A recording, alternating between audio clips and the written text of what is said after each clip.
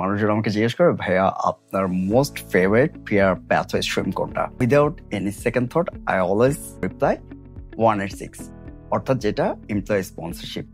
কেন সেটাও আমি এক্সপ্লেন করতেছি, অ্যান্ড কেন 189, 190, 491 এর বদলে আমি 186 বেশি প্রেফার করি। রিজনটা হচ্ছে 186 আপনি যখন এমপ্লয়ি স্পন্সরশিপ পান তখন না জিনিসটা অনেক সেফ অ্যান্ড সিকিউর। অন্যদিকে আপনি যখন 189 এ ট্রাই করেন, দেখা যায় যে 189 মোটামুটি এখন সোনার হরিণ হয়ে গেছে, অ্যান্ড পয়েন্টস এর অনেক আপস অ্যান্ড ডাউনস হয়। সো এটা একটা মেন্টাল স্ট্রেস। আবার 190 তে যে ডিসঅ্যাডভান্টেজ সেটা হচ্ছে যে লেটস সে আমার অকুপেশন ওই স্টেটের জন্য ভেরি ডিমান্ডিং, বাট পয়েন্টসে গিয়ে দেখা যাচ্ছে যে আমি আবার স্ট্রাগল করতেছি, কারণ আমার চাইতে আরো বেশি এক্সপিরিয়েন্স লোকজন যাদের পয়েন্টস আরো অনেক বেশি, তারা হয়তো লাইনে আগে দাঁড়ায় আছে। সো 190তেও একটা সমস্যা আছে। 491 এর ডিসঅ্যাডভান্টেজ যেটা সেটা হচ্ছে যে অকুপেশন দিয়ে আমার পেয়ার প্যাথওয়ে স্ট্রিম রেডি করব, 491 তো বেসিক্যালি রিজিয়নালের জন্য। রিজিয়নালে আমি অ্যাকচুয়ালি ওই অকুপেশনের জব ম্যানেজ করতে পারবো কিনা ওইটাও একটা হ্যাসেল। তো 189 সোনার হরিণ, 190 হয়তো ডিমান্ড আছে কিন্তু পয়েন্টসের কম্পিটিশনে হেরে যাব। 491 হয়তো দেখা যাবে যে আমি যে অকুপেশনে পেয়ার প্যাথওয়ে রেডি করতে যাচ্ছি সেই অকুপেশনের জবই ম্যানেজ করতে পারতেছি না।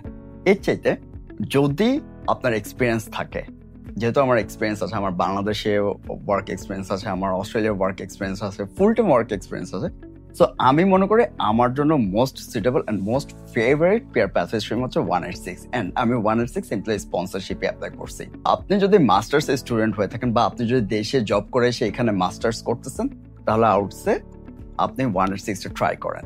আর ইন কেস আপনি যদি ব্যাচেলার্স এর স্টুডেন্ট হয়ে থাকেন, ব্যাচেলার শেষ করছেন বাট এখনো হয়তো নিজের যে ডিসিপ্লিন বা নিজে যে সাবজেক্টে লেখাপড়া করছেন সেই সাবজেক্টে আউটকাম অকুপেশন যেটা, সেই অকুপেশনে আপনি খুব বেশি সুবিধা করতে পারতেছেন না, সেই ক্ষেত্রে যদি only if পার্মানেন্ট রেসিডেন্সি আপনার প্রাইমারি মেইন গোল হয়ে থাকে, তাহলে আউটসে আপনি একটা trade occupation opt for trade occupation, একটা ফাস্ট ট্র্যাক ট্রেড কোর্স করে ফেলেন যখন আপনি টিআর ভিসায় আছেন, ফাস্ট ট্র্যাক মোডে করে ফেলেন যেন আপনি টাইম সেভ করতে পারেন।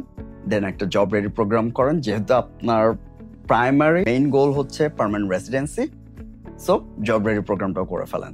সো আপনি টিআর ভিসায় থাকা অবস্থায় ফাস্ট ট্র্যাক ট্রেড কোর্সটা করবেন, যত আর্লি পারবেন ট্রেড কোর্সটা শেষ করবেন, দেন 1720 ঘন্টা জব রেডি প্রোগ্রামটা করে ফেলবেন। সো আপনার মেইন টার্গেটই থাকবে টিআরে আপনি যত বেশি টাইম সেভ করতে পারেন, অ্যান্ড যত আর্লি আপনি ট্রেড শেষ করে জব রেডি প্রোগ্রাম শেষ করে দেন স্কিল অ্যাসেসমেন্ট করে ইউআই লঞ্চ করতে পারেন। অনলি ইফ আপনি যদি আপনার যে অকুপেশন বা আপনি যেই লাইনে লেখাপড়া করছেন সেই লাইনে ক্যারিয়ার খুব বেশি সুবিধা করতে পারতেছেন না। তো এটা আমাকে অলওয়েজ মানুষজন জিজ্ঞেস করে যে ভাইয়া ট্রেড কোর্স নিব নাকি হায়ার এডুকেশনে থাকবেন সামথিং। পেয়ার কোর্স ওয়াইজ না, পেয়ার হচ্ছে occupation wise and points wise.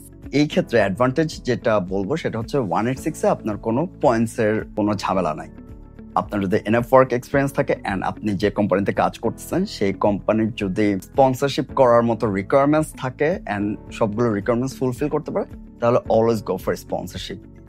খুবই সেফ অ্যান্ড সিকিউর একটা অপশন। 186 যদি আপনি ডিরেক্ট ম্যানেজ করতে না পারেন, তাহলে আপনি যেটা করতে পারেন 482 অ্যাপ্লাই করতে পারেন কোম্পানির থেকে স্পন্সরশিপ নিয়ে, দেন 482 থেকে টিআরটি নিয়ে আপনি 186 যেতে পারেন।